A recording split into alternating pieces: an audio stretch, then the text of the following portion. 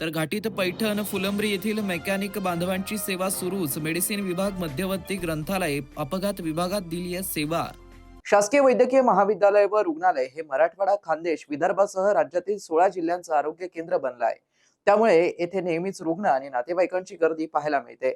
घाटी प्रशासन उच्च दर्जाची रुग्णसेवा आणि सोयीसुविधा देत असल्याने गर्दी वाढत आहे.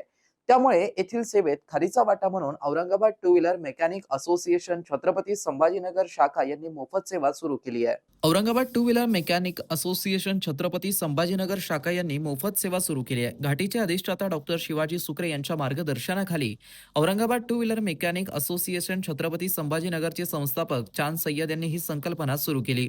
शुक्रवार दिनांक 5 जून रोजी बाह्यरुग्ण विभाग म्हणजेच ओपीडी येथे शहर पदाधिकारी यांनी जवळपास 30 खुर्च्या, 6 स्ट्रेचर आदींची वेल्डिंग आणि दुरुस्ती केली.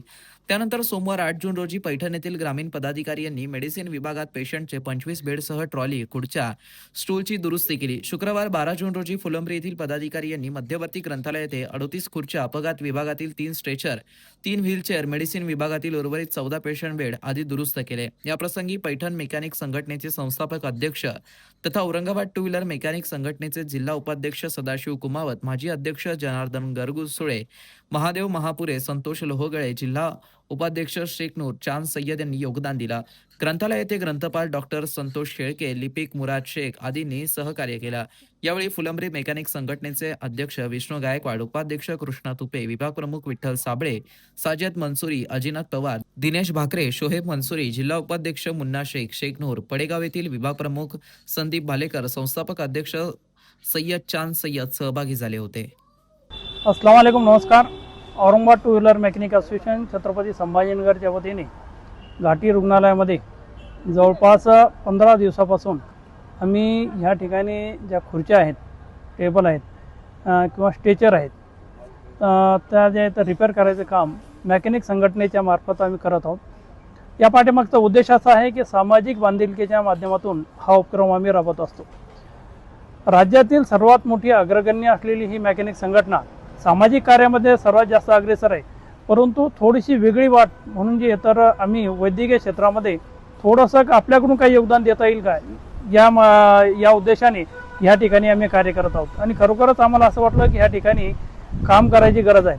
तर आमच्यासोबत जे तर सध्या संघटनेच्या स्थानिक जी आमची कार्यकारिणी आहे त्यांच्यासोबतच जिल्ह्यातील ज्या संघटना आहेत त्या संघटनेला देखील आम्हाला जे ह्या ठिकाणी सपोर्ट भेटत आहेत.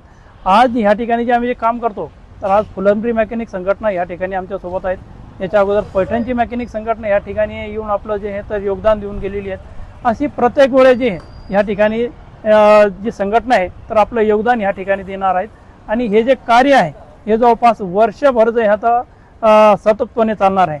तर आम्ही ह्या ठिकाणी सगळे जे मेकॅनिक बंधू आहोत त्यांच्यासाठी हे एक सामाजिक बांधिलकीच्या माध्यमातून, संघटनेच्या माध्यमातून हे कार्य आम्ही करत आहोत. ज्यावेळेस सर्वप्रथम आम्ही ह्या ठिकाणी जे तर ह्या कामाचं जे हे तर स्वरूप त्यांना सांगितलं तर त्यांना थोडंसं एक वेगळं वाटलं याच्यामध्ये डीन सरांना, की एक मेकॅनिक वर्ग असून जे ह्या कामात कसं काय जे तर ते इन्व्हॉल्व होऊ शकतं, कसं काम करू शकतात. त्यांना आम्ही समजून सांगितलं की ह्या ठिकाणी लागणारे जे चेअर वगैरे खुर्च्या आहेत हे सगळं असं नटबोल्टमध्ये फिटिंग आहेत.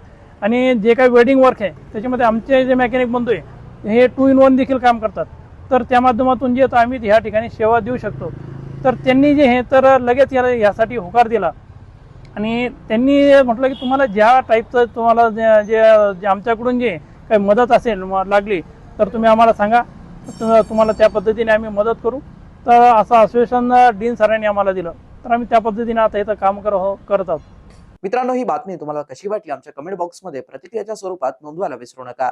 अशाच बातम्या बघण्यासाठी आणि अपडेट राहण्यासाठी आमच्या YouTube चॅनलला सबस्क्राईब करायला विसरू नका. धन्यवाद.